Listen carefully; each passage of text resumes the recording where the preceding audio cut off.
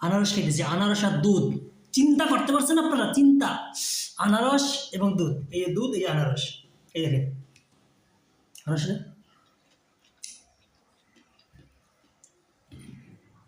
বিসমিল্লাহ। হুম,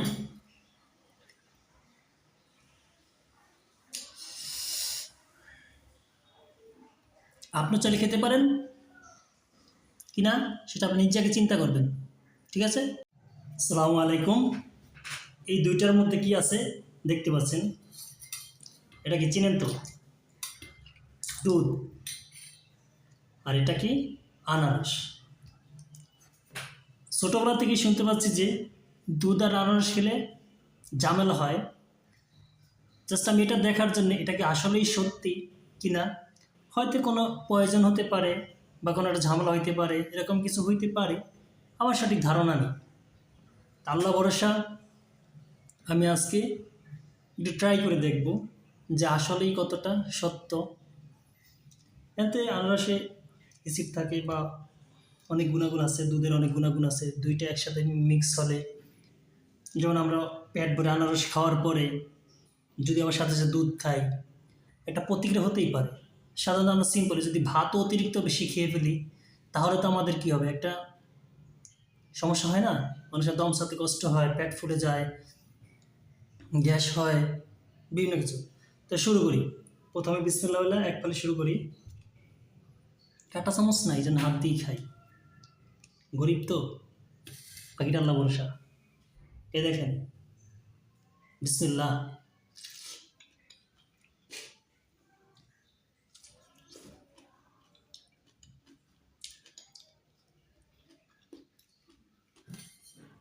চামচ দুধ কম, আর চামচ খাই, আরেক পালি। হ্যাঁ, বিসমিল্লাহ। ভয় লাগতেছে।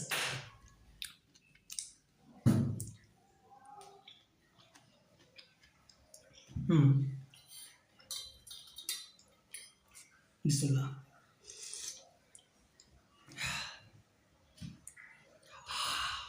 আল্লাহ ভরসা। হুম,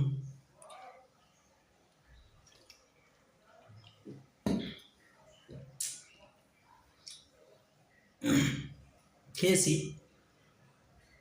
আলহামদুলিল্লাহ, কোনো সমস্যা নেই। তবে যে না খেতে পারবে তার খাওয়া দরকার নেই, কারণ সবাই সব কিছু সহ্য করতে পারে না। পারে, সবাই সব কিছু সহ্য করতে পারে না। অনেকের ক্ষতি হতে পারে, অনেকের হয় না, কারো হজম করার শক্তি বেশি, অনেক হজম করার শক্তি কম। এই জন্য যে পারেন সে খাবেন, যে পারেন না সে খাবেন না। হয়তো কারো ক্ষতি হতে পারে, গলা জল এরকম একটা ভাব, মানে যে কচু টাইপের আছে না, এরকম কিছু হয়। আরেকটা চামচ খাই, দেখে দুধ খেয়েছি না, এই যে বিসমিল্লাহ।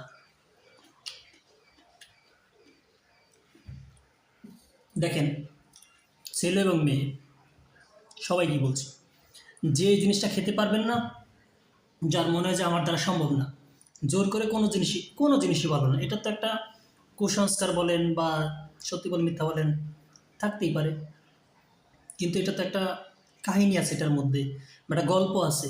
এমন যেই জিনিসটা কোনো গল্প নাই, কোনো কিছু নাই, খেতে পারে, ওই জিনিসটা জোর করে বেশি অতিরিক্ত খেতে যাবেন না। অতিরিক্ত কোনো জিনিসই ভালো না, লিমিট রেখে খাবেন। ধর আপনি আনারস খেলেন, কিছুক্ষণ রেস্ট নিলেন, একটু পানি খেলেন, পানি খাওয়ার পরে দুধ চলে আসছে, আধা ঘন্টা পরে দুধ খেলেন, বা দুধ আগে খেলেন, কিছুক্ষণ পরে আনারস খেলেন, টাইম মেনটেন করে খান। আমার মতো যে একসাথে খেতে হবে এমন তো কোনো কথা নেই।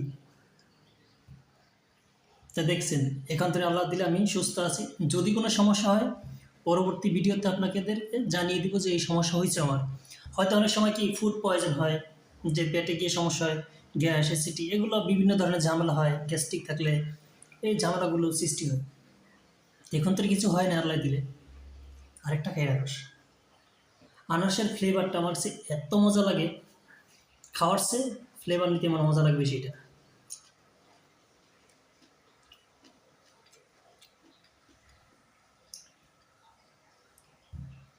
এই প্লেটে এই দুধ, বুঝতে পারছেন? পরবর্তী জন্য আল্লাহ হাফেজ, ভালো থাকবেন, সবাই সুস্থ থাকবেন, উল্টাপাল্টা কিছু খাওয়ার দরকার নেই আপনাদের, যে পারবেন না, ভীতু যারা। আবার বেশি সাহস দেখাতে যাবেন না, পরামর্শ করে যে কোনো সার্টিফিকেট আছে কি না, ইফেক্ট, যে পারবেন না যেটা তার দরকার নাই, আমি পারছি আমি খাইছি, আপনি পারবেন না আপনি খাবেন না, কারণ আপনাকে দিয়ে হবে না। আসসালামু আলাইকুম, ভালো থাকবেন।